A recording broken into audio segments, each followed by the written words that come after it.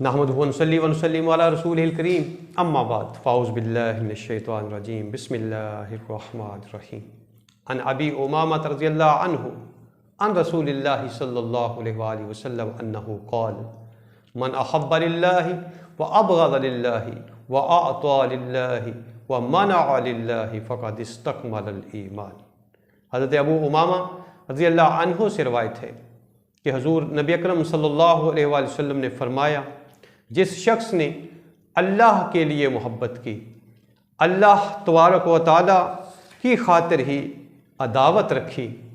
اللہ تعالیٰ کے لیے دیا اور اللہ تعالیٰ کی خاطر ناپسندیدہ امور میں خرچ کرنے سے باز رہا، اس شخص نے اپنا ایمان مکمل کر لیا۔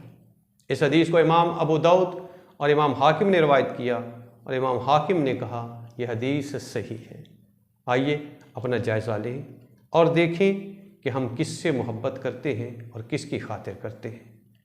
کس سے عداوت اور دشمنی رکھتے ہیں اور کیوں رکھتے ہیں۔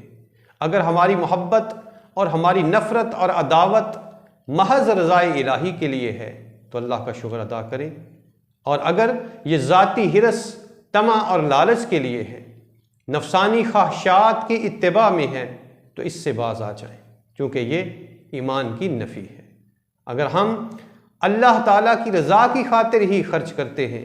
کسی کو دیتے ہیں، اور اگر کسی کو نہیں دیتے تو اس میں بھی ہماری نفسانی خواہشات یا ذاتی دشمنی نہیں بلکہ اللہ کی رضا شامل ہے، تو پھر سمجھ لیں ہمارا ایمان مکمل ہے۔ ایمان بنیاد ہے، اگر یہ عقیدہ اور ایمان درست ہو گیا تو پھر تھوڑا عمل بھی کافی ہو جائے گا، وگرنہ کثیر اعمال بھی ہمارے کچھ کام نہیں آئیں گے۔ پھر قیامت والے دن